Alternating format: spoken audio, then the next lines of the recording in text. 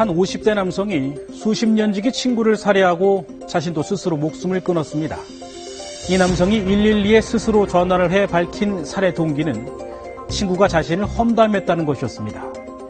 지난달에는 건장한 20대 남성이 자신을 험담했다며 옛 여자친구를 무참하게 폭행해 숨지게 한 사건이 일어나기도 했습니다.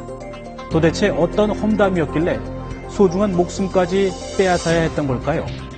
오늘 뉴스 따라잡기는 말 한마디에서 비롯된 끔찍한 살인사건을 취재했습니다. 사건이 알려진 건 지난 23일 밤 9시쯤이었습니다. 112 상황실에 전화를 걸어온 남성, 자신이 사람을 살해했다고 했습니다. 112 신고해서 내가 사람 죽였다. 간단하게 그 얘기만 했어요. 사람을 숨지게 한 다음 시신을 다리 인근에 유기했다는 남성. 경찰이 사실을 좀 더 확인해 보려 했지만 남성은 갑자기 휴대전화 전원을 끈 채 종적을 감춰버렸습니다. 사람을 죽였다고 신고는 하셨는데 사실관계는 이제 확인되지 않은 부분이니까요. 그래서 일단은 저희 경찰관들 입장에서는 최대한 내용을 끝까지 확인을 해야 되고. 신고자가 시신을 유기했다고 지목한 지역. 경찰은 사실 확인을 위해 공조 수사를 시작했습니다. 그리고 2시간 정도가 지났을까? 차량용 카메라가 있는데 거기 통과 내역이 확인이 됐었어요. 일단은 그 경계 지점을 통과했으니까 혹시나 또 이제 다시 뭐 그런 데를 이동하지 않을까 뭐 이런 생각을 해갖고 관할 지구대에서도 일단은 그런 거점을 근무를 하고 있었고.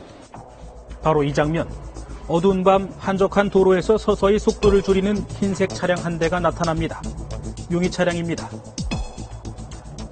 차량이 일단 용의 차량인 거는 알고 있으니까 이제 유심히 관찰을 하고 있었는데 차량이 이제 속도가 점점 주는 거를 확인을 했고, 일단은 저희는 그 차가 진짜 용의 차량인지 아닌지 확인을 해야 되니까. 용의 차량을 발견한 경찰은 순찰차로 차량 앞을 가로막았습니다. 그리고 서둘러 운전석으로 다가갑니다. 그런데 여기서 뜻하지 않은 일이 벌어지고 맙니다. 일단 여기 차를 가로막고 운전자를 확인해 보니까는 운전자 그 목에 그 손을 대고 있었고 칼자루가 보여가지고 아하 이게 자해를 시도하는구나. 경찰과 마주하기 직전 흉기로 자해를 시도했다는 운전자. 한시가 급했습니다. 운전석 창문을 발로 차서 일단 깨고 열어서 팔을 이제 일단은 잡고 있었죠. 힘을 계속 이렇게 주고 계시니까 119 바로 이제 요청하고 식은땀을 계속 이제 막 흘리시고 그러는 상황이어서 대화를 하고 이제 정신을 좀 차리게 좀 하려고. 용의자는 출동한 119에 의해 황급히 병원으로 옮겨졌지만 끝내 숨을 거두고 말았습니다. 그때까지도 이제 실제로 사람을 죽였다는 내용에 대해서 실제 정말 확인된 게 없으니까 의식이 계셔서 이제 물어봤죠. 사람 죽였냐 하니까 고개를 이렇게 끄덕이시더라고요.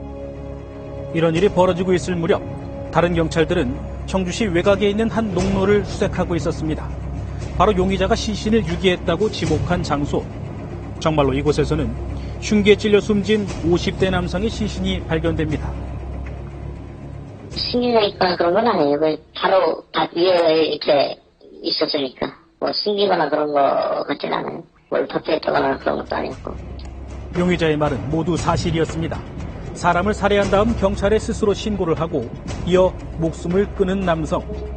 알고 보니 두 사람은 50년 지기 고향 친구였습니다. 사이가 안 좋았던 것도 아니고 두 분이 50년 지기 친구란 거 아니에요. 그렇다면 용의자는 왜 50년 지기 친구를 이렇게 무참히 살해한 걸까?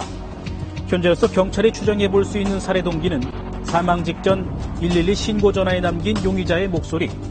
바로 친구가 자신을 험담했다는 얘기입니다. 사람 죽였다. 얘가 사람 험담하고 다녀서 죽였다. 한 달 전쯤에는 이런 일도 있었습니다. 지난달 24일 새벽 1시쯤 20대 여성이 쓰러져 있다는 신고를 받고 출동한 구급대원. 이미 환자 의식 호흡 맥박이 없는 상태고 얼굴을 알아볼 수 없을 정도의 피멍이 들어 있었습니다. 얼굴색도 보라색으로 변한 상태고 눈도 뜰 수 없을 정도의 부종 관찰할 수 있었습니다. 누군가에게 끔찍한 폭행을 당한 듯한 피해자는 곧바로 병원으로 옮겨졌지만 끝내 숨을 거두고 말았습니다. 대체 이 여성에게 무슨 일이 있었던 걸까? 수사에 착수한 경찰은 사건의 피의자로 20대 남성 김모 씨와 김 씨의 여자친구를 긴급 체포했습니다. 알고 봤더니 사망자는 피의자 김 씨와 사귀다 헤어진 옛 여자친구였습니다. 7시부터 9시까지 한 2시간 가량 이제 뭐 때리다가 뭐 또 이야기도 하다가 또 때리다가 이야기하다가 이런 식으로 때렸다고 하는데, 주먹으로 이제 얼굴을 주로 많이 때렸고 발로도 또 차고 배를 차고. 지금 보시는 건 사건 직후 현장 조사에 나선 경찰이 촬영한 사진입니다. 깨진 유리창과 곳곳에 묻어있는 혈흔들. 사고 당시 얼마나 심한 폭행이 이루어졌는지 짐작해야 합니다. 가해 남성은 격투기로 몸을 단련했던 것으로 알려졌습니다. 1년 정도 뭐 이제 킥복싱도 뭐 했다 하더라고요. 뭐 선수를 뛰고 그런 건 아니고, 그 주먹으로 뭐 그 약한 여성을 그런 식으로 때린다면 죽을 수도 있다는 뭐 예상 정도는 할 수 있을 건데. 그렇다면 이들은 왜 연약한 여성을 이렇게 무참하게 폭행한 걸까? 이유는 이랬습니다. 가해자 남자는 피해자가 이제 자기 이제 친구들한테 누구는 나쁜 놈이다, 아주 나쁜 놈이다, 이런 식으로 욕을 하고, 가해자 여자한테는 나이 많이 먹었니, 응? 어린 애를 데리고 뭐 하는 짓이냐, 이런 식으로 문자를 놓고 하니까 거기서 이제 화가 나갔어. 자신들을 험담한 데 앙심을 품었다는 가해자들. 결국 피해 여성을 숨지게 하는 데까지 이르고 말았습니다.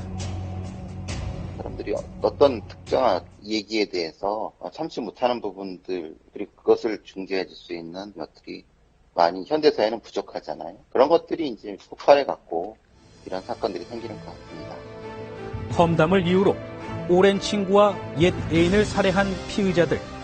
전문가들은 꾸준히 늘고 있는 이른바 홧김 범죄에 대한 사회적 진단이 필요하다고 강조하고 있습니다.